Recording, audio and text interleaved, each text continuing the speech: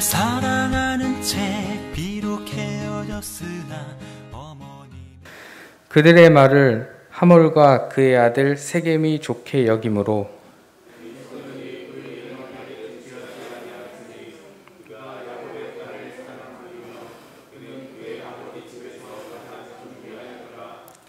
하몰과 그의 아들 세겜이 그들의 성읍 문에 이르러 그들의 성읍 사람들에게 말하여 이르되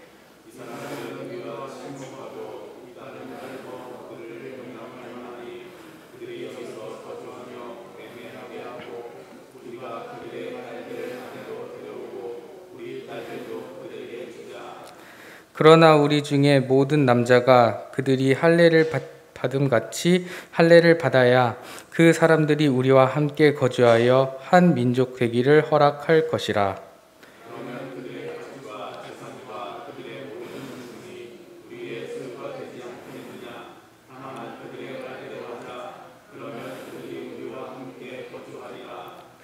성문으로 출입하는 모든 자가 하몰과 그의 아들 세겜의 말을 듣고 성문으로 출입하는 그 모든 남자가 할례를 받으니라.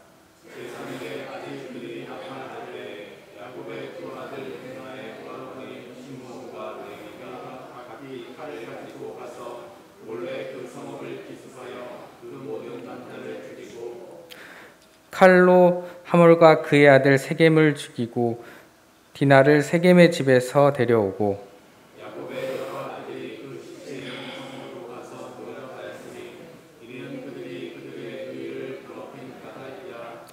그들이 양과 소와 나귀와 그 성읍에 있는 것과 들에 있는 것과 그들의 모든 재물을 빼앗으며 그들의 자녀와 그들의 아내를 사로잡고 집 속의 물건을 다 노략한지라.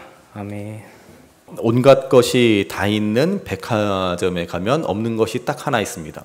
백화점 자주 가시죠? 없는 게 뭐가 있습니까? 바로 큰 창문이 없다라고 합니다. 손님의 눈길을 최대한 매장 안에 잡아두기 위해서입니다. 큰 창문이 있으면은 진열대 상품으로 가야 할 시선이 분산되기 때문에 밖으로 흐트러지기 때문입니다. 바깥 세계로 통하는 창문을 없애고 외부 세계와 차단시키면 손님들은 오래 매장에 머무르게 됩니다. 바깥에 있는 여러 가지 일들, 집안의 근심거리며 거리 풍경이며 날씨며 시간이며 이런 것들을 다 온통 잊고 오직 쇼핑에 집중할 수 있게 되기 때문이라고 하는 것입니다. 그래서 백화점에는 큰 창문이 없다라고 합니다. 자, 이러한 상술의 원조는 카지노 도박장입니다. 세상을 잊어버리고 도박에 푹 빠지게 만들게 하려면 밀폐된 환경을 조성해야 합니다. 그래서 카지노에는 세 가지가 없습니다. 창문, 거울, 그리고 벽시계입니다. 창문을 없애서 외부 세계와 차단시키고 벽시계를 없애서 시간 가는 줄을 모르고 밤이 깊었는 줄을 모르게 만들고 거울을 없애서 자신의 초췌한 모습을 보지 못하도록 하는 것입니다. 거기다가 습도와 온도를 일정하게 유지해서 심리적인 동요를 막고 동시에 바닥에는 붉은 카펫을 깔아서 충동 심리를 최대한 극대화시킨다라고 합니다. 그래서 최후의 동전 하나까지 털어 먹으려고 한다라는 것입니다. 자, 이렇게 사람들은 정말 어처구니 없이 어리석어지는 경우가 있습니다. 눈앞에 보이는 것에만 집중하느라 정작 중요한 것을 못 보고 살아간다라는 것입니다. 그러므로 제대로 살기 위해서는 내가 현재 무엇을 보고 있는지, 무엇에 집중하고 살고 있는지를 항상 점검해야 합니다. 오늘 말씀은 과연 우리는 무엇을 바라보고 있는지를 생각하게 하는 말씀입니다. 지난 시간에 본 말씀처럼 야곱은 드디어 에서와 극적인 화해를 이루었습니다. 정말 기적 중에 기적이 일어났습니다. 야곱이 하나님 앞에 변화되었기에 에서의 마음까지도 변화될 수 있었습니다. 그래서 야곱은 용서하는 에서의 얼굴에서 하나님의 얼굴을 보게 되는 놀라운 은혜를 맛보게 됩니다. 자, 그러면 이제 야곱의 삶은 완전히 달라져야 하지 않겠습니까? 그야말로 충만한 믿음의 사람이 되어서 한 차원 높은, 한 단계 높은 그러한 믿음에 올라서야 하지 않습니까? 그런데 오늘 말씀해 보시면 또다시 미끄러지고 있는 야곱의 모습을 보게 됩니다. 여러분, 우리가 아무리 큰 은혜를 받았다라고 해서 한순간 달라질 수 있는 것이 아닙니다.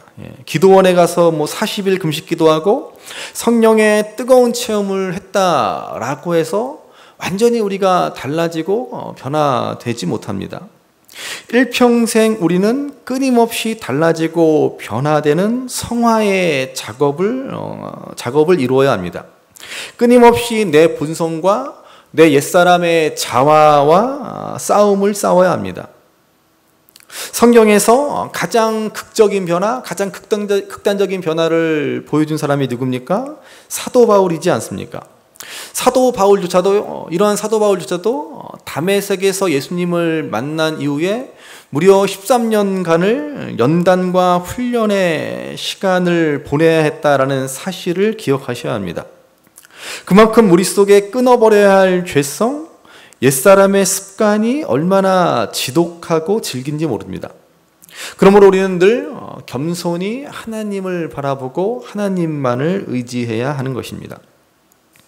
오늘 말씀은 이제 야곱과 에서가 화해한 후 에서는 세일산으로 돌아가고 야곱은 세겜 땅에 머무르면서 벌어진 일입니다. 1절 4절 본문 앞에 1절 4절에 보시면 어떤 일이 벌어집니까? 야곱의 외동딸 디나가 그만 불행한 일을 당합니다. 당시 가나안의 히위족 속의 추장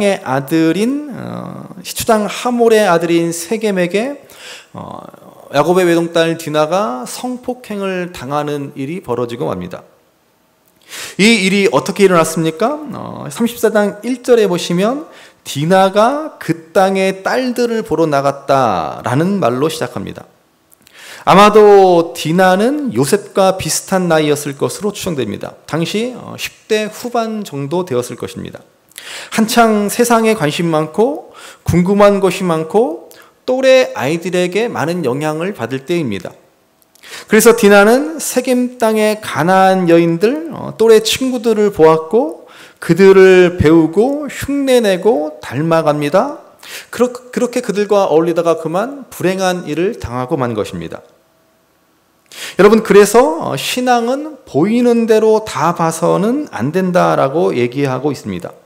우리가 거룩한 하나님의 백성이 되었다라고 하는 것은 구별되었다라는 말이지 않습니까? 그러면 무엇을 볼 것인지 무엇을 들을 것인지 잘 분별해서 보고 들을 수 있어야 한다라는 말입니다.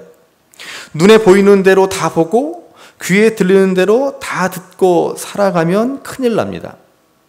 그래서 성경은 육신의 정욕과 더불어 안목의 정욕에 대해서 경계하고 있습니다. 안목의 정욕이라는 게 뭐겠습니까? 보고 싶다는 것입니다. 여러분, 사람은 자기가 보고 싶은 대로 보면서 살아갑니다. 이 말은 유명한 로마의 줄리어스 시저가 한 말입니다. 이미 2000년도 더 지난 옛날에 시저는 우리 인간의 본성을 꿰뚫어 보고 이러한 말을 남겼습니다.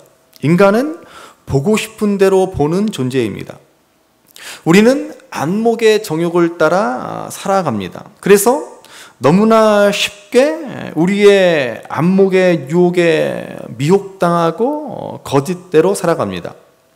그래서 저는 요즘 우리 시대를 가만히 보면서 자꾸 이 말씀이 생각납니다. 디모데후서 4장 3절 말씀인데요. 디모데후서 4장 3절 말씀을 한번 같이 읽어보시겠습니다. 때가 이르리니 사람이 바른 교훈을 받지 아니하며 귀가 가려워서 자기의 사욕을 따를 스승을 많이 두고. 여러분, 이 시대는 정말 우리의 눈과 귀를 사로잡기 위해서 얼마나 많은 노력을 하는지 모릅니다. 빅데이터니 뭐니 해서 사람들이 무엇을 보기 원하는지를 얼마나 열심히 연구하는지 모릅니다. 우리의 눈과 귀를 붙잡아 두려고 하는 것입니다. 우리의 안목의 정욕을 부추기는 것입니다. 그걸 우리가 그냥 분별 없이 다 듣고 하다가는 결국에는 올무에 걸리고 마는 것입니다. 따라서 신앙이란 내가 보고 싶은 대로 보는 것이 아니다라는 말입니다. 하나님이 보여주시는 것을 보며 살아가는 것이 신앙입니다. 오늘 말씀에서 야곱의 딸 디나는 그렇게 세상을 보다가 결국 큰 불행을 당하고 맙니다. 그런데 여러분, 따지고 보면 이 일이 어떻게 비롯된 것입니까? 누구에게로부터 비롯된 일입니까? 바로 야곱입니다. 하나님께서는 그의 이름을 이스라엘로 바꿔주시면서까지 그를 변화된 삶으로 인도하셨습니다. 그런데 야곱은 또 세겜에 머물렀다라는 것입니다. 그가 가야 할 곳은 어디입니까? 베델입니다. 왜냐하면 그는 하나님께 베델에서 하나님을 섬기기로 서원했기 때문입니다. 그리고 하나님이 그를 인도하시고자 하는 최종 목적지는 헤브론입니다. 아브라함이 막벨라 굴을 산 땅, 아버지 이삭이 거주하고 있는 땅입니다. 그곳으로 가는 것이 하나님의 뜻인데 정작 야곱은 세겜 땅에 머물러 있습니다. 세겜은 아주 오래된 고대 도시로 가나안의 도시 문화가 아주 융성했던 곳입니다. 야곱은 그곳이 좋아 보였을 것입니다. 마치 롯이 아브라함과 헤어질 때 소돔과 고모라 땅이 좋아 보여서 그 땅을 선택한 것과 같습니다. 그래서 야곱은 백크시타라는 돈을 주고 세겜의 땅까지 샀습니다. 그곳에 머무르겠다라는 것입니다. 그렇게 디나가 그 땅의 딸들을 보게 된 것도 사실 야곱이 먼저 그 땅을 좋게 보았기 때문이라는 말입니다. 여러 가지 추론을 해보면 야곱은 잠깐 세겜에 머문 것이 아니라 약 10년간 세겜에 머물렀습니다. 여러분, 믿음의 사람이 가야 할 곳을 가지 않고 주저앉아 있으면 뜻하지 않는 일들을 겪게 됩니다. 하나님이 벌을 내리시는 것이 아닙니다. 불행한 일을 당하지 않도록, 안 좋은 일을 당하지 않도록 하나님은 머물지 말고 계속 가기를 원하고 계시는 것입니다. 그런데 어리석은 우리들은 안목의 정욕에 사로잡혀 머물기를 원합니다. 스스로 불행을 자초하고 마는 것입니다. 어쨌든 야곱의 잘못된 선택이 그의 딸 디나에게 불행을 가져오게 되고 만 것입니다. 여러분, 그래서 부모의 신앙은 자녀에게 지대한 영향을 미치는 것이 아닙니까? 여러분, 신앙교육이라고 하는 것이 특별한 것이 아닙니다. 우리의 삶 가운데 일상 속에서 부모가 어떻게 살아가고 있는지, 부모가 무슨 생각을 갖고 살아가고 있는지, 부모의 가치관, 부모의 선택을 우리 자녀들이 지켜보고 있다는 것입니다.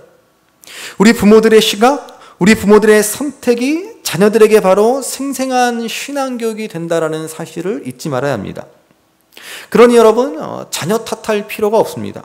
친구 잘못 사귀어서 그렇다라고 말할 것도 못 됩니다. 물론 일시적인 방황도 있고 한창 사춘기 때는 부모보다 친구에게 더 많은 영향을 받습니다. 그러나 자녀들은 결국 부모를 닮게 되어 있지 않습니까? 결국은 부모의 뒤를 따라가게 되어 있습니다. 그러므로 우리 부모들은 믿음으로 보아야 하고 믿음으로 선택해야 합니다. 그것이 자녀를 올바른 신앙으로 양육하는 길입니다. 계속해서 오늘 말씀해 보시면 디나의 불행한 사건 이후에 어떻게 이야기가 전개되는지를 보시기 바랍니다. 5절에 보면 디나의 일을 야곱이 알게 되었습니다. 그런데 어찌된 영문인지 야곱은 이 일에 대해서 침묵합니다. 입을 꾹 다물고 있습니다. 이때 이 일을 일으킨 장본인인 세겜과 그의 아버지 하몰이 야곱을 찾아옵니다. 그때 야곱의 아들들도 이 일을 듣고 급히 들에서 돌아왔습니다. 아버지 야곱은 잠잠한데 아들들은 근심하며 심히 노합니다. 이에 하몰은 이렇게 말하고 있습니다. 본문 앞에 34장 8절부터 10절까지의 말씀을 한번 보시기 바랍니다. 8절부터 10절까지 같이 한번 읽습니다. 하몰이 그들에게 이르되 내 아들 세겜이 마음으로 너희 딸을 연연하여 하니 원하건대 그를 세겜에게 주어 아내로 삼게 하라. 너희가 우리와 통혼하여 너희 딸을 우리에게 주며 우리 딸을 너희에게 데려가고 너희가 우리와 함께 거주하되 땅이 너희 앞에 있으니 여기 머물라 매매하며 여기서 기업을 얻으라 하고. 이 하몰의 제안, 이 하몰의 말을 들어보면 세상이 살아가는 방식, 세상의 관점이 고스란히 드러납니다. 먼저 하몰은 내 아들 세겜이 디나를 좋아하니 그녀를 세겜의 아내로 달라, 이렇게 말하는 것을 볼 수 있습니다. 지금 여러분이 하몰의 말을 한번 잘 보십시오. 너무나 당당하지 않습니까? 하몰이 야곱을 찾아왔으면 무슨 얘기부터 해야 합니까? 최소한의 양식을 가진 사람이라면 먼저 사과부터 해야 할 일이 아닙니까? 부자가 머리를 숙여 사죄해야 하지 않습니까?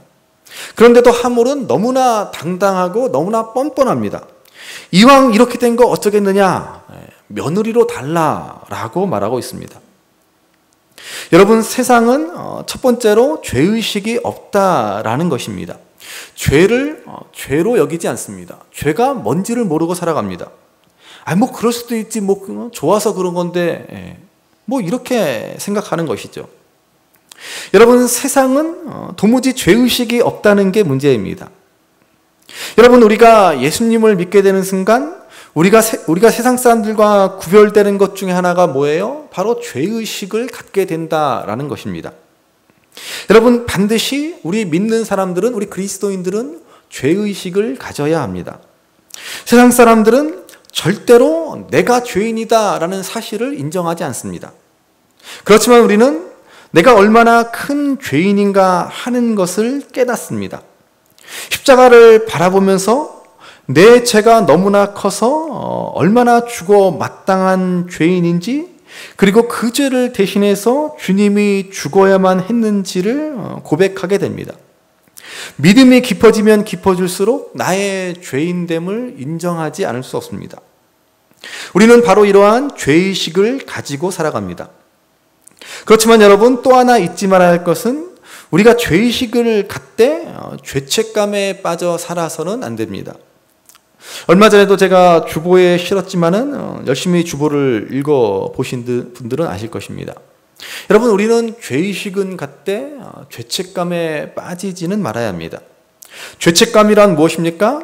내 죄에 대한 책임감을 느끼는 것입니다. 내 죄로 인해서 벌을 받을 것이다 라고 생각하며 늘 두려움에 짓눌려 살아가는 것입니다. 아주 양심적인 것 같지만 여러분, 십자가 용서와 사랑을 받아들이지 못했다라는 말입니다. 우리는 죄인이라는 사실은 인정하되 죄책감에는 사로잡히지 말아야 합니다.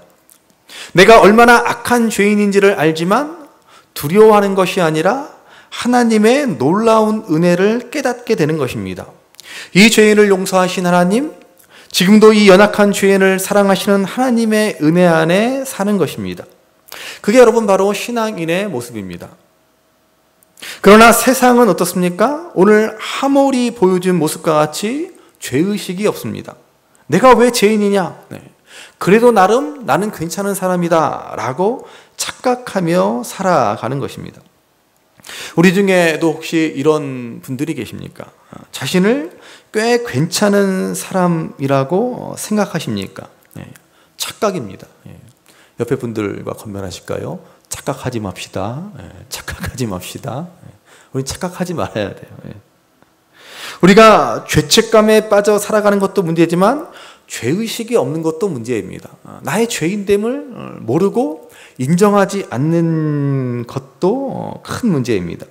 결코 잊지 마시기 바랍니다. 우리는 죄인입니다. 하나님의 은혜로 살아가는 죄인입니다. 자, 두 번째로 하몰의 말을 보면 그는 이렇게 말합니다. 이번 기회에 우리가 서로 통혼하면 좋지 않냐? 그러면 너희들이 이 땅에서 정착해서 물건도 사고 팔고 이 땅에서 기업을 얻으면 좋지 않겠느냐? 이렇게 말합니다. 세상 사람들은 죄의식도 없을 뿐 아니라 모든 일을 비즈니스로 봅니다. 모든 일을 돈과 연관시켜 생각합니다. 돈으로 해결하려고 한다라는 말입니다. 결혼도 일종의 거래입니다. 돈이면 다 된다라고 생각하는 것입니다. 여러분, 이게 세상의 관점, 세상이 살아가는 방식이지 않습니까? 그래서 본문 11절에 보시면 이제 하몰의 아들 세겜은 하몰보다 한술 더 뜹니다. 너희가 달라는 대로 다 주겠다라는 것입니다. 물론 당시에는 결혼 지참금이라고 해서 신부를 데려올 때는 재물을 주고 데려오는 관습이 있긴 했습니다. 그렇지만 지금 그들의 말에는 돈이면 다 된다, 돈으로 해결하겠다라는 생각이 짙게 깔려 있습니다. 이게 세상의 관점이고 세상의 삶의 방식이라는 것입니다.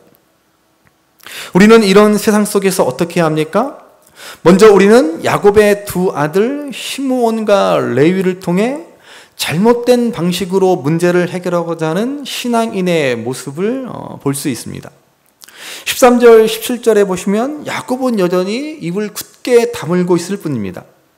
그렇지만 야곱의 두 아들 디나의 친오라버니인 시므온과 레위는 분노합니다. 너희는 내 누이를 더럽혔다, 이렇게 그들의 잘못을 지적합니다.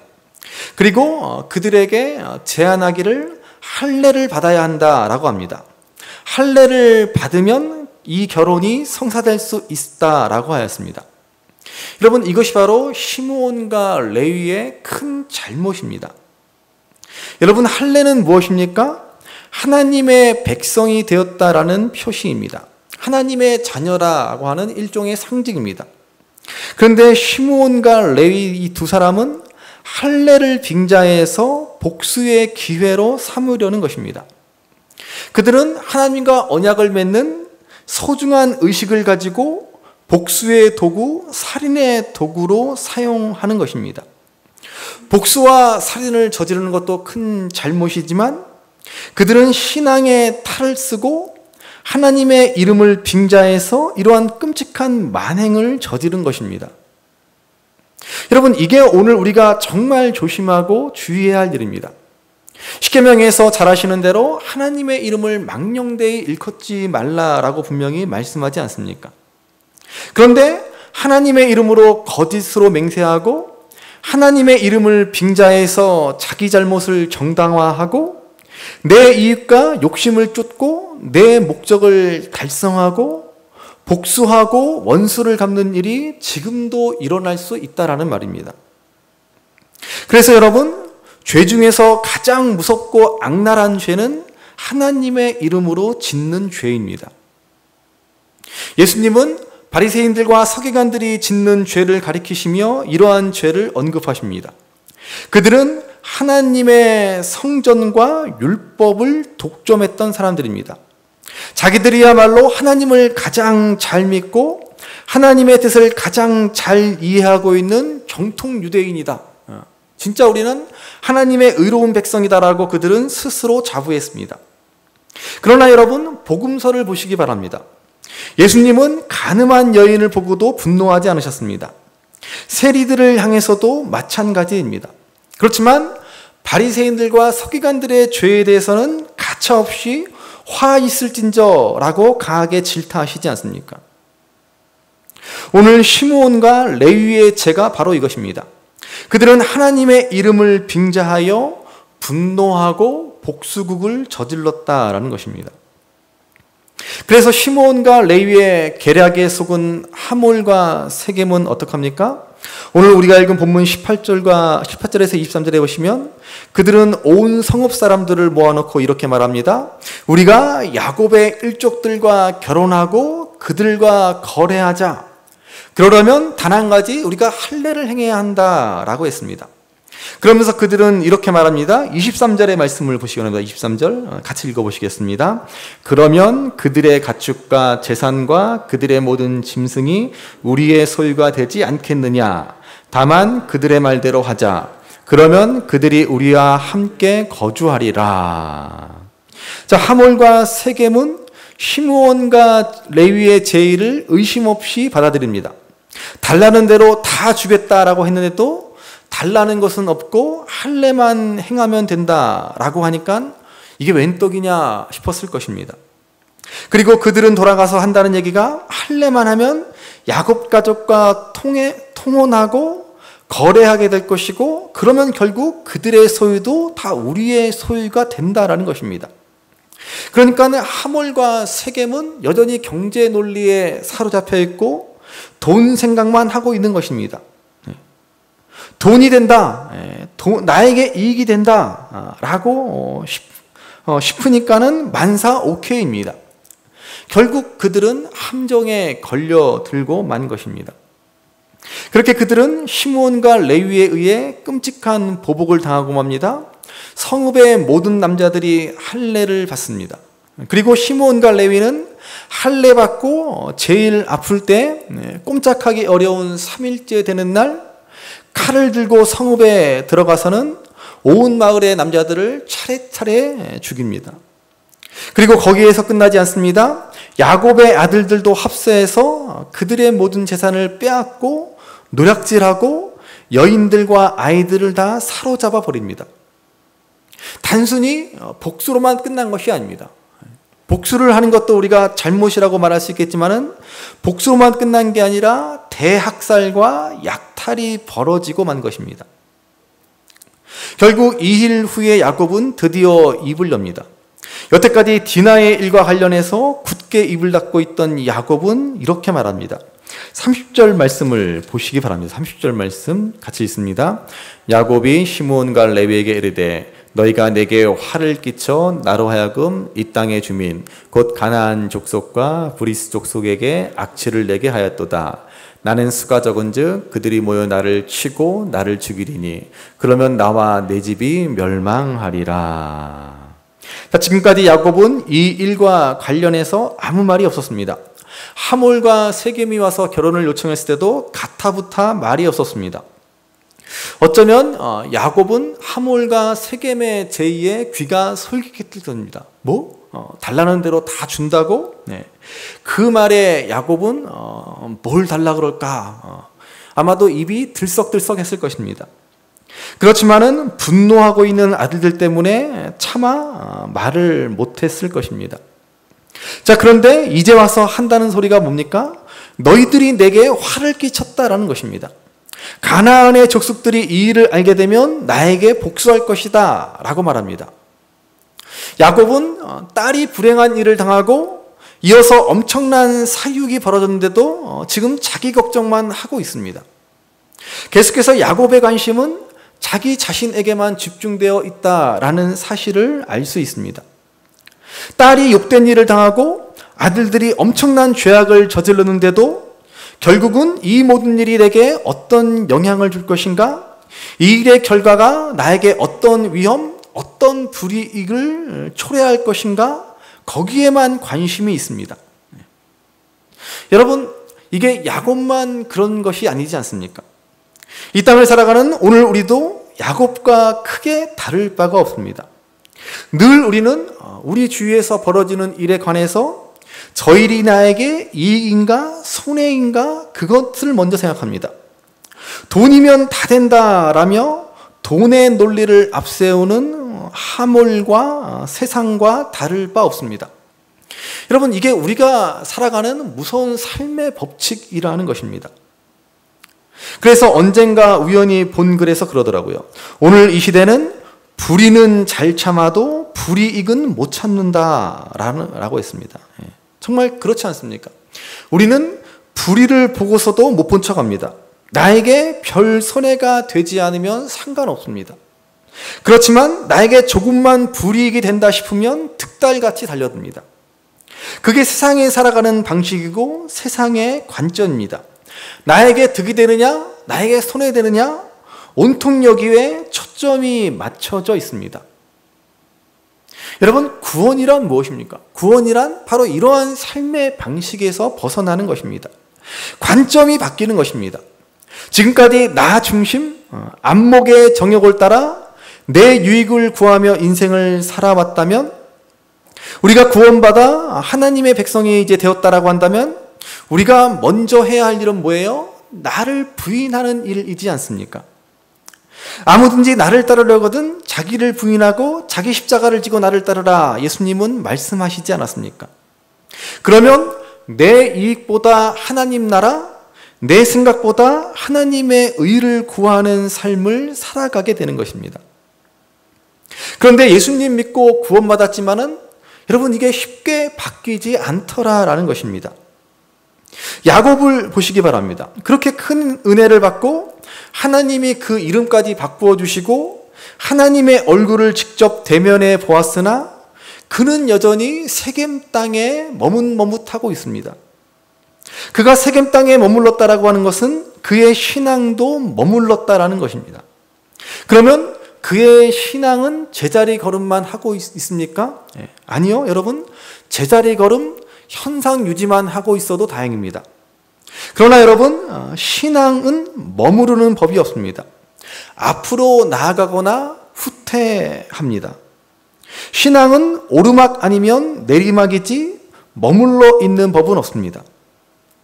야곱은 세겜 땅을 보고 그 땅에 온통 시선이 머물렀습니다. 그러는 동안 야곱의 신앙은 점점 퇴보한 것입니다. 여러분, 오늘 우리도 마찬가지입니다. 우리가 예수님 믿고서도 여전히 우리의 눈이 세상을 향해 있다라고 한다면, 여전히 세상과 똑같은 관점으로 돈으로 모든 일을 생각하고 나에게 이익이 되느냐 그렇지 않느냐라고 묻고만 있다면 우리의 신앙은 점점 퇴보하고 어느새 하나님의 이름을 망령되이 일컫는 한낱 종교인, 종교꾼으로 전락해 버리고 마는 것입니다. 여러분, 오늘 우리 한국교회를 한번 보시기 바랍니다. 저는 오늘 우리 한국교회를 볼 때마다 정말 가슴이 답답하고 정말 눈물이 납니다. 정말 요즘에 우울증이 왔나 싶을 정도입니다. 괜찮았던 위경련도 다시 요즘에 돋고 정말 그렇습니다. 제가 뭐 대단히 여러분보다 의롭고 되게 생각이, 여러분들도 아마 그럴 것이다라고 생각합니다. 얼마나 우리 한국교회가 답답합니까? 여러분, 우리 한국교회는 1970년대, 80년대를 거쳐 제2차 부흥기를 맞이했으나 거기에 멈춰 있습니다. 머물러 있습니다.